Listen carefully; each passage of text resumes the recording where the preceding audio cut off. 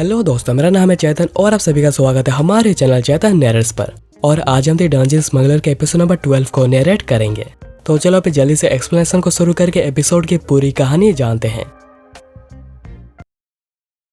Episode के शुरुआत में जब जैक जारियों को अंडर एस्टिमेट कर रहे होते हैं, जारियों फिर से उठ जाता है और कहता है कि मुझे रिजल्ट से कोई फर्क नहीं पड़ता, चलो एक और राउंड करते हैं और मैं तुम्हें दिखाऊंगा कि मेरे एफर्ट्स के रिजल्ट्स क्या होते हैं। यह देखकर योमिन जारियों से पूछती है कि हे, ये तुम क्या कर रहे हो? मुझे पता है कि तुम काफ़ी एक्साइटेड वगैरह हो गए हो, पर हमें वो डेटा मिल गई है जो कि हमें चाहिए थी, तो अभी और फाइट करने की कोई ज़रूरत नहीं बची है। सायरों भी फिर जारियों को कहती है कि उसने अच्छा किया है, पर उसका काम अभी पूरा हो गया है, वो अभी रुककर अपने रिजल्ट्स को ले सकता है। जैक यहाँ पर कहते हैं कि मुझे पता नहीं तुम्हें क्या चाहिए, इसका आउटकम कभी चेंज नहीं होने वाला, चाहे तुम कितनी बार ही मुझसे फाइट क्यों ना कर लो। क्या तुम्हें इसके बारे में पता नहीं, या फिर तुम चाहते हो कि मैं तुम्हें कुछ एक्नॉलेज वगैरह करूं और कहूं कि तुमने बहुत ही अच्छा किया है, तुम्हारे अंदर बहुत ही दम है, ऐसा कुछ सुनना चाहते हो तुम? जारियों कहता है कि नहीं, ऐसा नहीं है, मैं बस अभी गुस्सा हो गया हूँ, तुम्हें बस इतना करना है कि तुम्हें मुझसे बहुत ही ज़्यादा पिटना है। एक्चुअली जिस वजह से जारियों यहाँ पर आने के लिए माना है वो ये है कि जारियों को अकेले सब कुछ ट्रेनिंग करनी पड़ी है, उसे सब कुछ अकेले ज़ीरो से सीखना पड़ा है, पर thanks to his natural talent वो अपने बेसिक्स एंड ट्रेनिंग के कमी को पूरा कर पाया है। और उसके ऊपर भी उसका जो एक्सपीरियंस है फील्ड में, उस एक्सपीरियंस ने उसके बहुत ही ज़्यादा मदद करी है। इसी वजह से जारियों अब तक जो मर्जी है वो करता आया है, उसका प्रोग्रेस जो हुआ है वो मिराकुलस है। पर जारियों ने कभी यह सोचा नहीं था कि वो दूसरों से बेटर है, पर वो रियलिटी में जितने भी एडवेंचर से मिला है वो काफ़ी डिसअपॉइंट हुआ है, क्योंकि वो सभी उसे कमज़ोर निकले हैं। पर अभी उसके सामने जो खड़ा हुआ है वो बहुत ही अलग है, बस उसके प्योर टैलेंट के साथ ही वो जारियों के लिए एक मॉन्स्टर है जो कि उसके कैपेबिलिटी से बहुत ही ज़्यादा दूर है। जैक फिर कहते हैं कि मैं समझ गया, यह मेरी ही गलती थी, मुझे मेक श्योर करना होगा कि मैं तुम्हें इतना मारूं कि तुम्हारे अंदर गुस्सा होने की भी दम ना बचे। ये सुनकर जारियों थोड़ा सा घबरा गया था, पर वह जब भी किसी ऐसे से मिलता है जिससे कि वो एक रियल डील मानता है, उसके नोटिस किए बिना ही उसका खून खोलने लगता है। योमिन ये देखकर कह रही होती है कि आखिर चीफ ऐसा क्यों कर रहे हैं, पर सायरों जारियों का स्टैंस को देखकर सोच रही होती है कि यह स्टैंस पहले से पूरा अलग है, उसका पोस्चर, उसका वेट बैलेंस, वो एक स्टॉप स्टैंस को यूज़ नहीं कर रहा, ऐसा लग रहा है जैसे वो पहले से पूरा ही अलग है। और अब जारियों आगे बढ़ता है हमला करने को, और इस बार वो जैक के चेहरे पर एक कट लगाने में कामयाब रहता है। और हम देखते हैं कि जारियों ने इस बार अपने फादर के स्टैंस को लिया हुआ था और वह वहीं पर ही नहीं रुकता और लगातार हमला करे जा रहा था, जिसे कि जैक बड़े इजीली डॉज कर रहे थे। सायरम ये देखते हुए सोच रही होती है कि पहले से पूरा ही अलग है, बिल्कुल सिंपल एंड रफ। पर तभी योमिन कहती है कि उसके मुंह में कहीं भी एक छोटी सी भी ओपनिंग नहीं है। पता नहीं कि उसे यह सब किसने सिखाया है, पर ये बिल्कुल अमेजिंग है।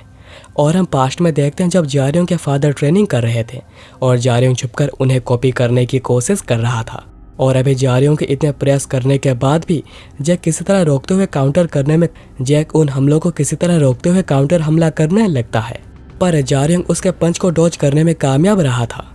और वह फिर इतने ज़ोर से अपने रोड को घुमाता है जिससे कि जैक को पीछे जंप करके आना ही पड़ता है।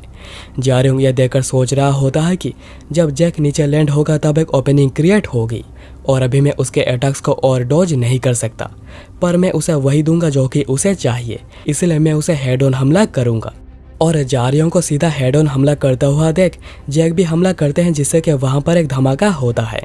उसके बाद जैक कहते हैं कि एक फाइनल स्ट्राइक, अगर तुम अनफिटिंग स्टॉप स्किल का यूज़ ना करते और लगातार कंटिन्यू करते रहते तो हो सकता था कि तुम जीत जाते। तो क्या यही तुम्हारा लास्ट साइन ऑफ प्राइड था? तो जारियों कहता है कि नहीं, मेरे बस मूव्स खत्म हो गए हैं जिन्हें कि मैंने देखकर याद किया था और मुझे पता था।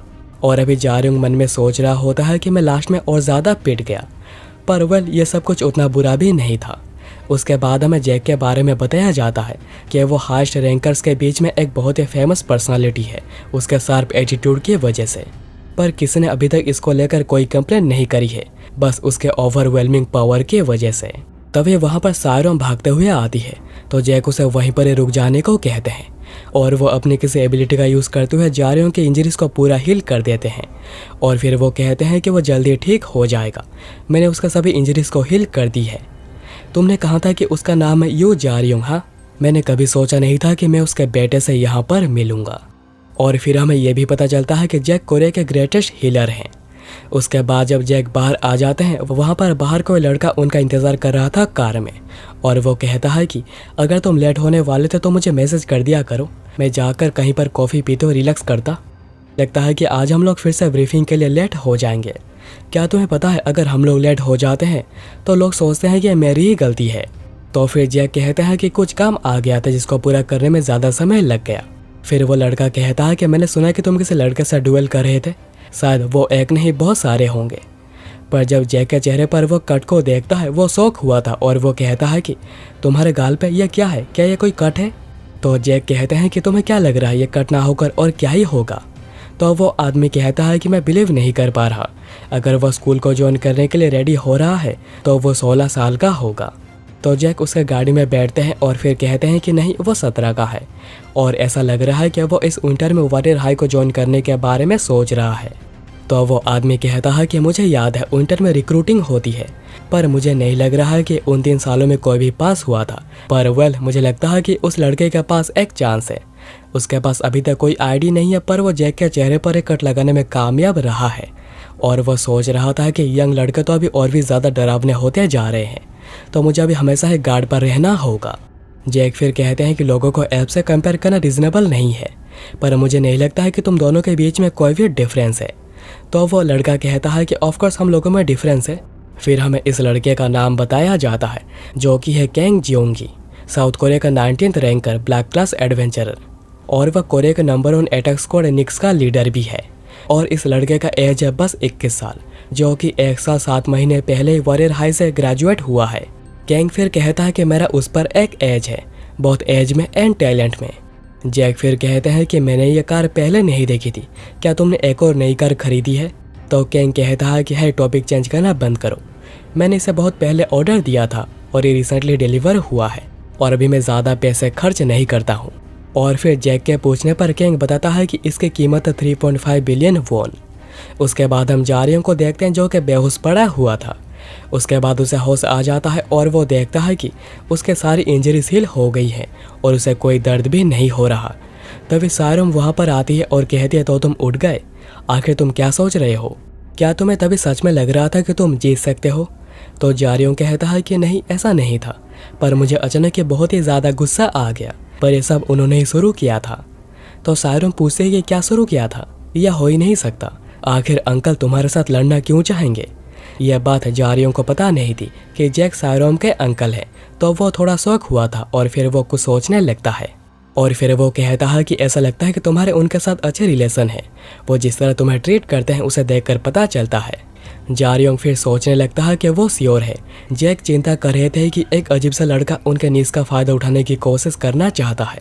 उनके पास चिंता करने की राइट भी है। सायरों फिर कहती है कि ऐसा नहीं है कि अंकल कोई कठोर इंसान है। तभी वहाँ पर योमिन भी आ जाती है और पूछती है कि क्या उसे कहीं पर दर्द हो रहा है? तो जारियों कहता है कि नहीं, मैं ठीक हूँ। तो योमिन फिर कहती है कि हाँ, ऐसा ही होना था, तुम्हारे सारे प्रीवियस इंजरीज भी ठीक हो गई हैं। हमारे चीफ ऐसा नहीं लगता, पर वह कोरिया के सबसे ग्रेटेस्ट हीलर हैं। क्या वो इतना ज़्यादा स्ट्रॉन्ग है अपने मेन रोल में ना होने के बावजूद? उसके बाद योमिन कहती है चलो ये तो एक रिलीफ है और हमें अभी तुम्हारे रिजल्ट्स भी मिल चुके हैं, और वह जारियों को उसका रिजल्ट देती है जिसमें कि हम देखते हैं कि स्ट्रेंथ है B, स्टेमिना एंड एजिलिटी है A, इंटेलिजेंस है C, मैजिक है D एंड पेशेंस है B। यह देखकर सायरोम खुश हुई थी और वो कहती है कि यह तो बहुत ही अच्छा है। तो जारियों कहता है कि क्या यह इतना अच्छा है? तो सायरोम कहते हैं कि चुप हो जाओ इडियट। योमिन वहीं पर ही सोच रही होती है कि क्या यह सच में स्कूल को ज्वाइन करने के लिए रेडी हो रहा है, पर वो तो पहले से बहुत ही ज़्यादा रेडी है। और ये एपिसोड यहाँ पर ही ख़त्म हो जाती है।